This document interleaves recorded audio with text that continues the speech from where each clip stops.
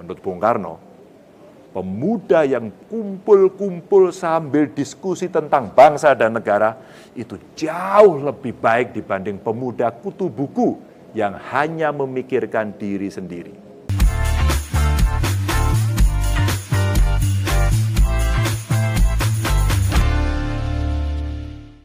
Seorang ulama Suriah, Syekh Abdul Salam Rajeh, pernah menyampaikan kepada saya, jangan sampai harta paling berharga yang dimiliki Indonesia dikoyak siapapun.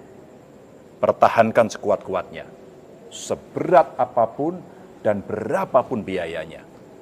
Karena ketika harta itu berhasil dikoyak, maka seluruh kekayaan yang dimiliki negara tidak akan pernah sanggup membiayai pemulihannya. Harta itu adalah Pancasila. Tameng sekaligus senjata pamungkas yang tidak dimiliki negara manapun, yang mampu meleburkan segala perbedaan, yang mampu menyatukan seluruh tujuan. Tapi di antara tatanan harta itu, ada saja kerikil di dalam sepatu kita. Ada saja kelompok yang secara sengaja menyulut dan mempermasalahkan perbedaan di negeri ini. Sekaligus tidak mau dan tidak mampu menyatukan tujuannya dengan tujuan negara ini. Kelompok kecil ini ada beberapa jumlahnya. Cara yang mereka pakai berbeda-beda, namun satu tujuannya, yakni menjadikan Indonesia sebagai negara yang menerapkan hukum agama sebagai dasarnya. Dan seringkali cara yang mereka pakai adalah memaksakan kehendaknya. Tak jarang sampai menghalalkan segala cara, termasuk menghilangkan nyawa sesama manusia, bahkan nyawanya sendiri. Cara-cara mereka itulah yang sering membuat kita terheran-heran. Yang lebih mengherankan lagi, jangankan pandangan sesama manusia itu adalah saudara, pandangan sesama muslim adalah saudara saja mereka kaburkan. Dengan cara itu, mereka akhirnya dengan sangat mudah memberi label kafir pada sesama muslim, melabeli pemerintahan yang sah sebagai bagian dari togut yang layak untuk diserang dan diajak perang.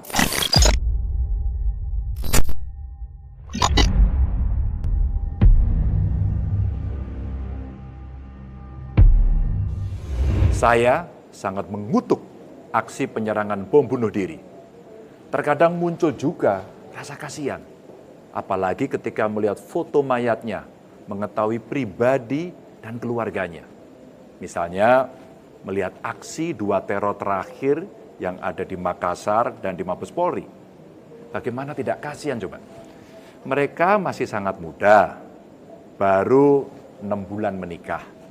Istrinya hamil 4 bulan, kok ya tega-teganya diajak bunuh diri dengan cara meledakkan diri pula. Jika ini diyakini jihad, jihad model apa? Perang melawan siapa coba? Belum lagi perempuan yang menyerang Mabes Polri. Ya Allah, masa iya melakukan penyerangan selugu itu? Saya benar-benar tidak habis pikir. Bagaimana bisa mahasiswa memiliki ide menyerang markas besar kepolisian yang memiliki senjata lengkap nan canggih hanya dengan senjata airsoft gun? Ada yang bilang mahasiswa ini korban doktrin atau cuci otak.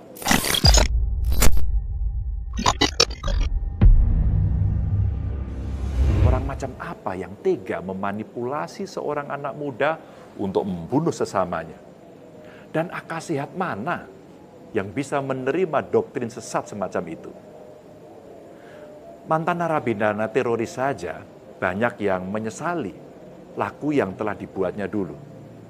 Saya kenal Ali Imron, ada Jack Harun, dan Mahmudi Haryono alias Yusuf, dan lain sebagainya lah.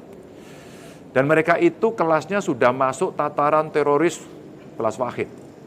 Karena dalam aksinya bom yang diledakkan skalanya sangat besar, seperti bom Bali dan JW Marriott. Bisa saja mereka setelah bebas dari penjara kembali melakukan operasi dan mengupgrade ilmunya tentang bom. Tapi karena penyesalannya lebih besar, akhirnya mereka kembali ke pangkuan Ibu Pertiwi. Berapa kali saya ketemu dan ngobrol dengan mereka, mereka mengaku kok bahwa yang dia lakukan itu salah.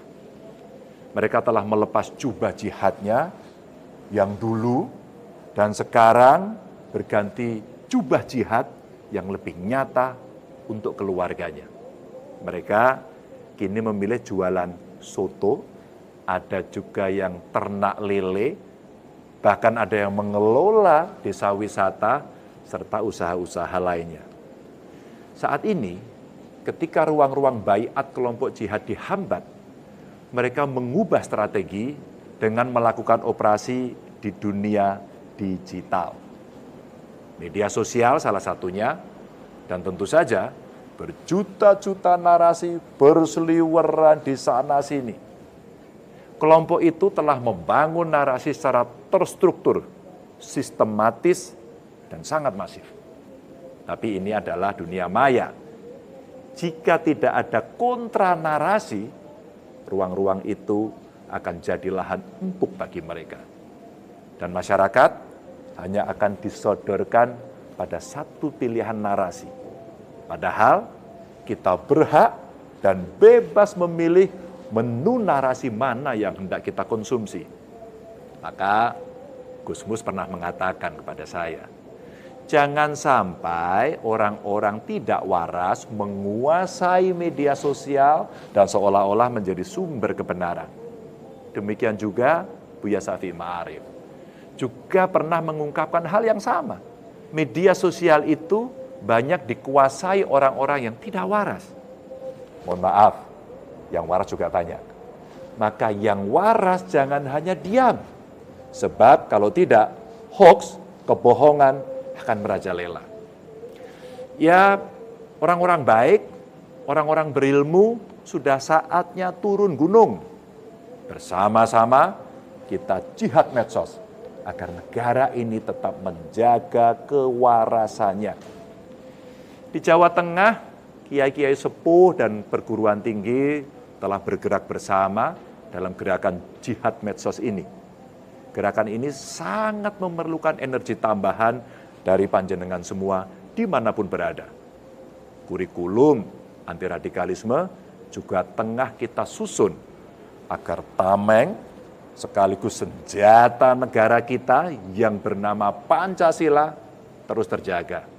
Kami juga bekerja sama dengan BPIP untuk membangun metode dan metodologi yang paling yahud untuk bisa diimplementasikan kepada seluruh struktur pendidikan yang ada termasuk di masyarakat. Sebenarnya untuk menerapkan hal itu kita tidak perlu repot mengambil contoh jauh-jauh. Masih banyak tetangga kiri kanan kita yang mempraktekkan itu sejak zaman dulu. Bahkan mereka tidak menganggap laku damai mereka itu sebagai toleransi. Tapi laku yang memang semestinya dijalani. Ya kayak gitu itu. Di Kelurahan Banget Ayu Wetan umpama, di tengah kota Semarang, sudah menjadi tradisi. Warganya saling berkunjung di Hari Raya Idul Fitri, bahkan di Hari Raya Natal mereka juga saling berkunjung dengan ikhlas dan riang. Umat Islam dan Kristen saling membantu menyiapkan hidangan, asoy rasanya. Potret kerukunan beragama juga tergambar jelas di desa Banjar Panepen. Ini ada di Kecamatan Sumpyo di Kabupaten Banyumas. Di desa terpencil ini, Bapak Ibu teman-teman, berdiri masjid, gereja, dan vihara yang menjadi saksi rukun damainya hidup warga desa selama puluhan tahun. Menyenangkan. Manisnya kerukunan beragama juga saya temukan di desa Kaimanggis. Ini ada di Kecamatan Kaloran di Kabupaten Temanggung. Kebetulan saya pernah berkunjung, naik sepeda motor ke sana, saya saksikan sendiri ribuan warga dengan agama yang berbeda-beda berkumpul, berdoa, syahdu, dan adem banget rasanya. Tentunya hal serupa juga ada di berbagai penjuru tanah air kita.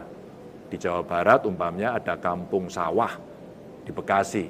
Di sana juga ada kerukunan semacam ini. Ada 3 tempat ibadah yang saling berdekatan di sana, sebutannya segitiga emas. Atau di medsos, suatu ketika saya mendapat kiriman video anak-anak gereja di Papua yang melantunkan salamat Badar. Indah sekali bukan? Saya jadi ingat pesan Bung Karno tentang pentingnya menjaga kehidupan sosial. Menurut Bung Karno, pemuda yang kumpul-kumpul sambil diskusi tentang bangsa dan negara itu jauh lebih baik dibanding pemuda kutu buku yang hanya memikirkan diri sendiri. Nah, sebenarnya nasihat Bung Karno itu adalah pengejawantahan. Bagaimana mestinya kita menjalani kehidupan di negeri ini. Kita ini bukan bangsa yang individualistik, bukan bangsa yang egoistik. Intisari kehidupan bernegara kita ini adalah gotong royong.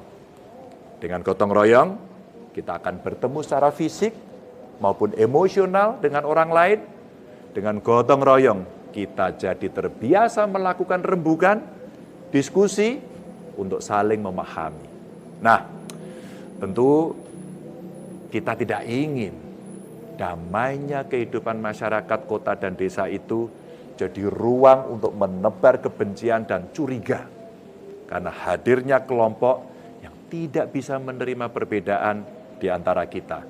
Terlebih lagi di bulan suci Ramadan ini. Spirit Ramadan adalah saling menghargai. Mengubur rasa saling benar sendiri dan mengutamakan berbagi. Ramadan menutup ruang-ruang benci dan membuka seluas-luasnya ruang peduli pada siapapun tanpa memandang agama, suku, status sosial, apalagi golongan. Agar kelak kita benar-benar meraih kemenangan sejati. Kemenangan sebagai seorang muslim sekaligus kemenangan sebagai manusia. Terus jaga kewarasan berpikir kita. Terima kasih.